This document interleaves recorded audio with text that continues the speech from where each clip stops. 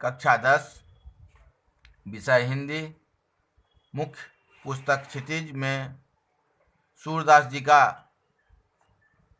पद पढ़ा रहे थे। इसका चारों पद समझा दिए। प्रश्न उत्तर 6 तक हो चुका था। आज 7वां से होगा। 7वां प्रश्न है, गोपियों ने उद्धव से योग की शिक्षा कैसे लोगों को देने की बात कही है?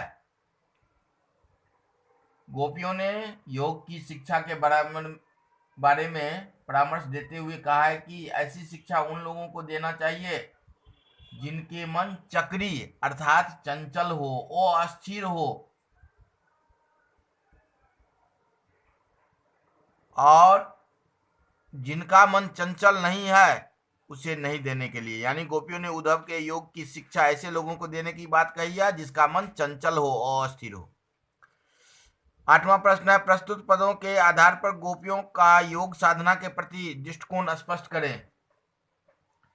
प्रस्तुत पदों के आधार पर गोपियों का दृष्टिकोण स्पष्ट है कि प्रेमासक्त और स्नेह बंधन में बंधे हृदय पर अन्य किसी उपदेश का कोई प्रभाव नहीं पड़ता, चाहे वे उपदेश अपने ही प्रिय के द्वारा क्यों न दिए गए हो।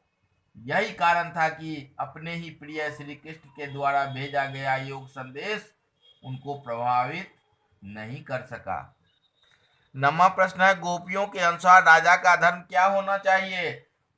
तो गोपियां अपनी राजनीतिक प्रभुत्ता का परिचय देती हुई राजा का धर्म बताती है कि राजा का कर्तव्य है कि वह किसी भी स्थिति में अपनी प्रजा को संत्रस्त न करे, सताए नहीं, अपितु उसे अन्याय से मुक्ति दिलाए तथा उसकी भलाई के लिए सोचे। 10वां प्रश्न है, गोपियों को कृष्ण में ऐसे कौन से परिवर्तन दिखाई दिए जिनके कारण वे अपना मन वापस पा लेने की बात कहती है?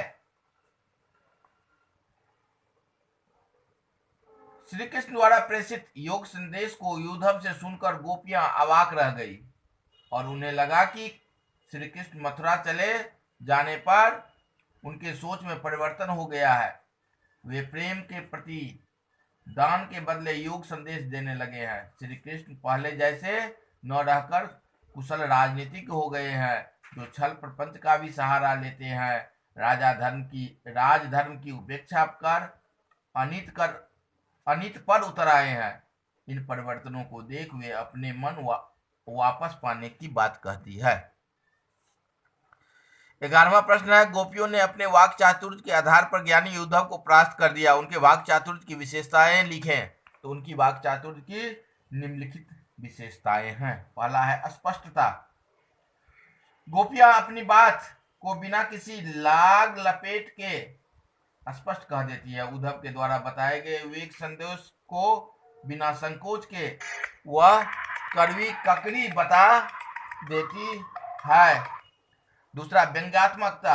गोपियां व्यंग करने में प्रवीण है। उनकी भागहीनता को भाग्यवान कहकर व्यंग करती है। तीसरा, सहृदयता।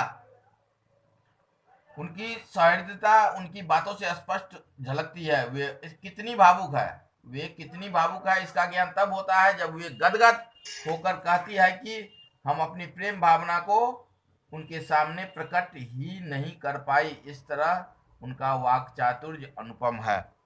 12वां और अंतिम प्रश्न है, संकलित पदों को ध्यान में रखते हुए सूर के भ्रमर गीत की प्रमुख विशेषताएं बताएं।